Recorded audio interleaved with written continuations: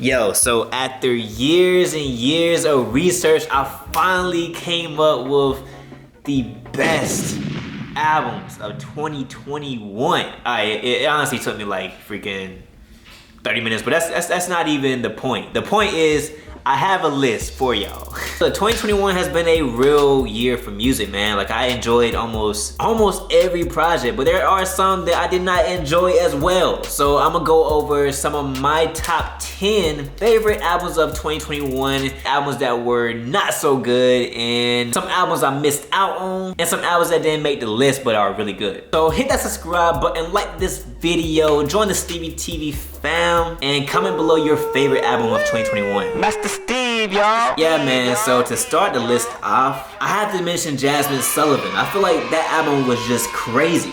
Pick up your hood and feel it. Don't leave no pieces. She was just talking her ish throughout the entire album, man. It made you honestly feel for her. And this has 14 songs. I mean, it's honestly the perfect length. And unlike an album like Donda, Jasmine Sullivan, Hot Tales kind of just gives you what you need and you get in and out. My favorite track on that album was Pick Up Your Feelings. And if I had to give a second one, it'd be Price Tags with Anderson .Paak, because obviously Anderson .Paak is like my favorite artist. Next up on the list, I have Valiant by Hiatus Coyote, man. Yo, bro, like, this was not my favorite Hiatus Coyote project, but at the same time, it had a special like part in my heart, man, because it took them about 7 years to even release this project. The lead singer was dealing with cancer issues and things of that nature, so this was a huge album, not only for just music itself, but also for the band itself. I mean, being able to come back after all these years and really showcase to the world that they still have it is a huge deal. I feel like this is one of those albums that's not gonna be on everybody's list, because not a lot of people respect Hiatus Coyote as much as they should. But if I had to give some of my favorite songs on that album that you should listen to, definitely Red Room. And the close-up second is Get Sun, man. Get Sun just hit differently. I think they have a video for that one. Next on the list, I have my bro, Baby Keem, Melodic Blue. Man, I tell you, Baby Keem had one of the most diverse albums in the world. And at the end of the day, it brought back Kendrick Lamar, who hasn't made music in a while. We need that album. I mean, you tease like, you know, it's gonna be the last TDE album, but it hasn't came out yet. So I guess I'm excited because 2022, it's already a lot to look up for. Like, you have Snoh, you have Cordae's album. So I can add Kendrick to that mix too. I wouldn't be mad. Baby Keem's album was just so different, man. Like, he was able to showcase so many different unique styles that he has. And for a artist that I haven't really listened to in the past, it was really a great opportunity for him. It was his debut album. It got nominated for some Grammys as well, and some of the singles that he released in video production and quality was just all on there, like full on. My favorite song on this album is definitely Range Brothers and Family Ties. I know they both have Kendrick Lamar, but fight me. Like, what's up? Who doesn't like Kendrick Lamar? Okay, a lot of people probably don't. I mean, you probably gotta be in moods at times to listen to him because he's kind of serious, but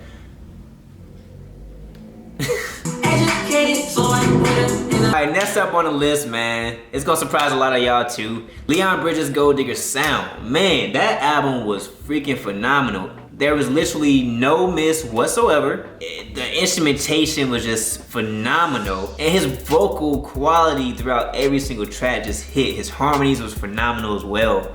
And I'm a guy that just loves live instrumentation itself. So to have an album that is fully cohesive with that element, but also has great songwriting and freaking so much more, like, it's gonna be on my top favorite list. Now for me, this was actually my first Leon Bridges project. I have nothing to compare it to. I've heard a couple other songs like that was on his Good Things album, but at the same time, I can't say that I listened to it enough to compare it to Gold Digger's sound. Nevertheless, Leon Bridges is a talented individual and I see a lot coming from him in the future. They don't see the details of you. It is so well written, so well performed, so it's just great. Let me get to the next one. Nas, King's Disease 2. Now, alright, you can argue that he released this too fast. Obviously, King's Disease 1 came out the previous year, but at the same time, King's Disease 2 still freaking hit. I'm not mad with this album at all. Me personally, is one of my favorite hip hop albums of this year, and it's not a lot of misses. He has Lauryn Hill as a feature. Like, if you have Lauryn Hill as a feature, I feel like you have to be on the top 10 list just because of Lauryn Hill. Even though she's, you know, be late to concerts sometimes, but she still deserves to be on the top 10. Just saying. Tyler the Creator, Call Me If You Get Lost. Now, phenomenal album. Is it my favorite Tyler's album? It's definitely up there, but I think Flower Boy is gonna take it for me as my favorite personally. When it comes to production, song selections, features, overall theme of the album itself, it's definitely up there. I think that what he did with his concerts was phenomenal. His Lollapalooza concert was crazy. And he just really just had like a lot of like songs that I added to my playlist and I just kept going back to. So my favorite song on Call Me If You Get Lost is What's Your Name? That sample! Let me just zoom to freaking the best verse of the song actually. What's your name? What do you bring? At number 4 we got Kanye West, Donda. Now Donda was great in my opinion. I think that Donda was just too long, but at the same time from a overall just creative standpoint and artistic standpoint, hands down one of the best albums that's out there. It redefined a lot of sounds and man, it just has so much in just one project. So with an album that has like 20 songs, man, like it's hard to compete against because you have so much that you're competing against. But nevertheless, not one of my favorite Kanye albums, but at the same time, I respect it very highly. I think it was done very well, and the concerts that he had for Donda was also on point, and I'm still mad that I missed it. In fact, I was in Atlanta when he performed in Chicago, and I was in Chicago when he performed in Atlanta. So that's my story. Do y'all see it? Let me know in the comment section. Oh, and like this video. Number 3, I got Snoh, Allegra, Temporary Highs in the Violet Skies. Bro, that album was so freaking fire. Like, so freaking phenomenal. And the thing about it, man, like, I don't even think it was better than her last album, These Feels Again. Like, you're not gonna beat that. I Want You Around, Find Someone Like You, like, that's not even touching Temporary Highs in the Violet Skies. But at the same time, this album was fire. Tyler the Creator was on here twice. And at that point in time, we had the Tyler Creator album around the same time. So it was like, yo, you got a little bit of everything at this point. But Neon Peach was my favorite.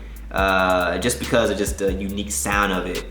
And The Moment was also great as well. And I want to say that Tangerine Dreams was another favorite one of mine as well. Number 2, you got to put Silk Sonic, Even In With Silk Sonic. I think that was just another album that was just very creatively appealing. Like, dude, it went back to the freaking, what, 80s era. Like, it had me thinking I was listening to the Temptations the entire album, but also it had funk elements and, you know, 2 amazing phenomenal singers with Bruno Mars and Anderson .Paak, who honestly just makes the perfect combination.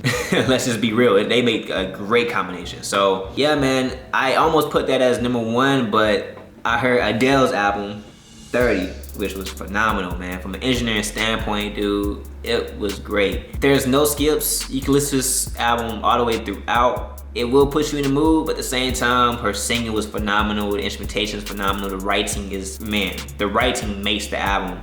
And there's so many other things that makes the album as well. So Adele, you got it for me. Best album of the year in 2021. Let me go through the honorable mentions, because there are some other good albums out there, but you know, it just didn't make my top 10. Okay, so now let's get into the worst. All right, these are albums I did not like. Drake Certified Love Boy, man. I used to love that album, right? But then you kept listening to it and it just kind of gets like annoying to listen to. It's very long, a lot of filler tracks, quality, like it's Drake, you know, like Drake is gonna make great music regardless, like it's gonna hit the charts. It broke records. But at the same time, for me personally, I only added like about 3 or 4 tracks on Drake's album to my playlist, and those are 4 tracks I kind of referred to. Pop Is Home is one of them. That's my stuff, that's my jam. To all my sons worldwide. To all my sons worldwide. I apologize for my absence. I know I left I'm you without sorry, you. man. I'm sorry. Again, there was a couple of songs like Champagne Poetry, Poppy's Home, like Love All, fire songs. And the Bible was fire. Yella's Heartbreak was fire. Fountains was fire. But at the same time, man, it's just like I haven't went back to a lot of these songs. And I have high respect for Drake, but at the same time, when it comes to at least some of the other albums that I listed, it just falls on the lower spectrum of the list. Next up, I have Young Thug's tunk. I feel like I had so much like higher expectations with it. There were some good tracks, like I enjoyed Stupid Asking, that I thought it was pretty good. I enjoyed Bubbly with Drake and Travis Scott. But at the same time, I also thought that it had one of the worst J. Cole features that I've heard in a while. I feel like after I heard it the first time, I was just kind of tired with it, and I just didn't want to listen to it anymore. But I did give it like 2 or 3 listens. I gave it a chance, and still the same feeling. It just didn't hit me as hard. Do y'all feel the same way? Doja Cat's Planet Her, and I put this on that list because, look, it's a quality album. Don't get me wrong. It's a very quality album. Like, they did their thing. The production is phenomenal. But at the same time, I just expected more from Doja Cat. I think she's a very talented artist, man, and I can't wait for her to just create something that is not heard before. Like, she went very pop on this album, and I'm not a huge pop fan, but at the same time, I respect what she's gonna come with next. Like, it's gonna be fire. I'm gonna speak that to the world. I'm gonna speak that, that positivity in the world here. But yeah, me personally, I didn't really, like Planet Her. It is what it is. And then the last one on this list, I have Playbook Carti's Whole Lotta Red. Bro, I don't care what you tell me, man. I did not like this album. Like, nothing about this album was really like super good. I tried listening, man, but it just didn't really like impress me too much. Now, there are some great elements in there. There's some great elements, but at the same time, overall, as a cohesive album, I'll pass. But now here's albums I missed out on, man. So Billie Eilish, Happier Than Ever. I heard that album was fire, but I haven't heard it yet. Lorde, Solar Power. I wanted to listen to it, but I was sleeping. James Blake's Friends That Break Your Heart. I was gonna review that album, but I was traveling, and because I was traveling, I never really came back to it. Again, these are genres that I don't really listen to too heavily, but at the same time, I respect their crafts because these are amazing artists. Mach-Hommy, I think is his name. Pray for Haiti. Look, I heard the Kaiyote collab with Mach-Hommy, man. That jump was fire, but I haven't heard Pray for Haiti, so I need to go back to that and listen. And then the last one I have on that list is Olivia Rodrigo's Sour. I heard some singles, and those singles was fire, but the entire album I did not hear yet, so I need to go back to it and enjoy it and experience it for myself so I can give you my opinion on it. But yeah, man, that is my list. Let me know what y'all think, man. Like, this is just my opinion. Yeah, let me know in the comment section what was y'all favorite and worst albums of 2021. Are y'all excited for this year coming out? Because I am. We got some fire music coming out with Kendrick. I think Travis Scott's gonna release. I think we already know that Snoh and Cordae is gonna release, and there's gonna be so much more to follow that fire at the beginning of the year. So yeah, man, hit that subscribe button. If you like this video, leave a thumbs up, and until next time, guys, your only limitations are those in your own mind. Stevie TV out. Mr. Steve, y'all. I told her, I knew it was gonna